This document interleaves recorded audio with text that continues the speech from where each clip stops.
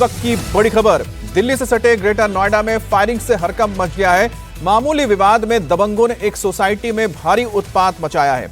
इस वक्त की सबसे बड़ी खबर इस वक्त ग्रेटर नोएडा से आ रही है, जहां पर ओमिक्रॉन सोसाइटी में फायरिंग से दहशत फैल गई है। हमले में छात्र बाल बाल बच गया है। कोचिंग सेंटर में विवाद के बाद आधा दर्जन दबंगों ने सोसाइटी में ताबड़तोड़ फायरिंग की।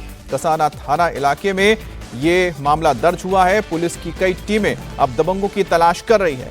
घटना शनिवार देर शाम की है और बताया जा रहा है कि 12वीं के छात्र प्रियांशु कोचिंग सेंटर गया था, जहां कुछ लड़कों के साथ उसकी कहासुनी हो गई। वहां तो मामला रफा दफा हो गया, लेकिन फिर शाम को आरोपी अपने साथियों के साथ सोसाइटी आ धमका, फिर फायरिंग शुरू कर दी, जिसके बाद सोसाइटी में अफरा तफरी मच गई।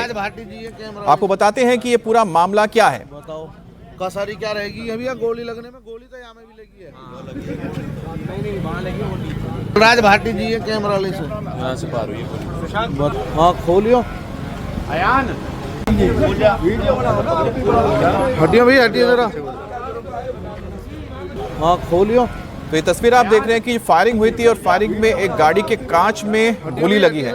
आप समझ सकते हैं कि मामूली सा विवाद था जो कोचिंग सेंटर में हुआ था, लेकिन बाद में जिस छात्र के साथ ये घटना हुई थी वो अपने साथियों के साथ पहुंचा और ग्रेटर नोएडा की ओमिक्रॉन सोसाइटी में पहुंचकर उसने अपने साथियों के साथ फायरिंग की।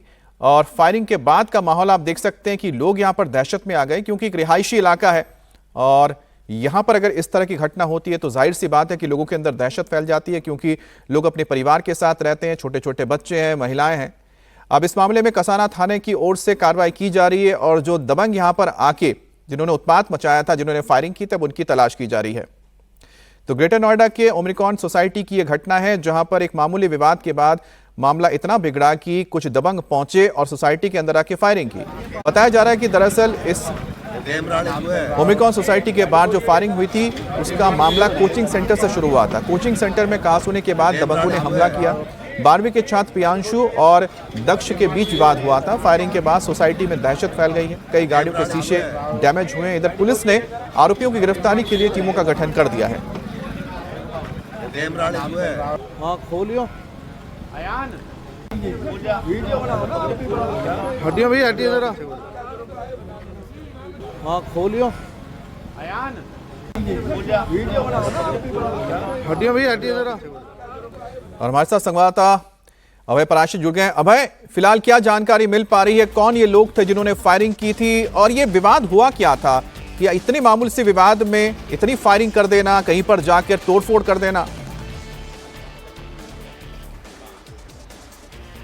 देखिए बिल्कुल अमित, ये जो पूरा मामला है ये ग्रेटर नोएडा के अथॉरिटी का एक सेक्टर है, रेजिडेंशियल इलाका है। असल में कल लगभग शाम 6:30 बजे की ये पूरी वारदात है। सेक्टर के अंदर सी ब्लॉक के अंदर एक ट्यूशन सेंटर चलता था, कोचिंग सेंटर चलता था और पास के गांव के कुछ बच्चे जो कि स्टूडेंट हैं 12वीं क्लास के, 11वीं क्लास के, वो इस कोचिंग सेंटर में पढ़ने आते थे। कोचिंग सेंटर में एक छात्र के पास उसके एक जानकार का कॉल आता है। किसी पुराने विवाद को लेकर वो उसे धमकी देता है कि तू कहां पर है, तुझको हम देख लेंगे, तुझको हम पीटने के लिए आ रहे हैं। इसके बाद वो छात्र अपने जो पास का गांव है रिश्तेदारों को कॉल करता है। वो तमाम रिश्तेदार किसी शादी समारोह में जा रहे होते हैं। 4 से 5 गाड़ियों के अंदर वो लोग सवार होते हैं। ओमिक्रॉन फर्स्ट सेक्टर की सर्विस लेन के अंदर जो ये फैमिली होती है वो समझाने के लिए आती है, लेकिन जिस शख्स ने कॉल किया था धमकी देने के लिए वो भी वहां पर पहुंचता है और उसको लगता है कि इतनी गाड़ियां बुलाई गई हैं, वहां पर कुछ हो सकता है। उसी दौरान जो दूसरी पार्टी है वो इनके रिश्तेदारों की गाड़ियों के ऊपर ताबड़तोड़ फायरिंग करते हैं। 5 से 6 राउंड फायरिंग होती है। स्कॉर्पियो गाड़ी, थार गाड़ी, बलेनो गाड़ी, इन सभी गाड़ियों के शीशे में फ्रंट से और बैक से गोली मारी जाती है। गोली मारने वाला शख्स वहां से फरार हो जाता है। गनीमत यह रही कि किसी को गोली इसमें नहीं लगी, लेकिन कासना थाना पड़ता है। अब आप ये सोचिए कि सर्विस लेन के अंदर शाम 6:30 बजे हैं, वहां पर जो रेजिडेंट्स हैं वो घूमते हैं, आते हैं, जाते हैं और ये पूरा रास्ता जैसा है। कि आप बता रहे हैं कि रेजिडेंशियल एरिया है ग्रेटर नोएडा का, जहां पर परिवार रहते हैं और शाम के वक्त जाहिर सी बात है कि शनिवार का दिन था, वीकेंड का माहौल था, लोग अपने परिवार के साथ बाहर टहलने के लिए निकलते हैं। लेकिन उस वक्त अगर देखिए कि वहां पर इस तरह की घटना हो जाए, जो तस्वीरें आप देख रहे हैं, एक साथ कई सारी गाड़ियां मौके पर पहुंच जाती है, उसके बाद फिर एक दूसरे के ऊपर हमला शुरू होता है, फायरिंग होती है। अब सोचिए कि अगर ये गोलियां कांच पे ना लग के वहां से गुजर रहे किसी व्यक्ति को लग जाती, किसी के घर में अगर गोली चली जाती तो क्या होता? और ये तस्वीर बताती है कि आखिरकार कसरी कितना क्या रहेगी दहशत कि फैल गया गोली होगा लगने में उस गोली तो वक्त यहाँ पे मिलेगी। जिस वक्त ये पूरी घटना हुई थी। और मामूली सा विवाद था, जो ट्यूशन सेंटर में विवाद हुआ, वो विवाद इतना बढ़ गया, इतना फैल गया कि इसमें फायरिंग हो गई।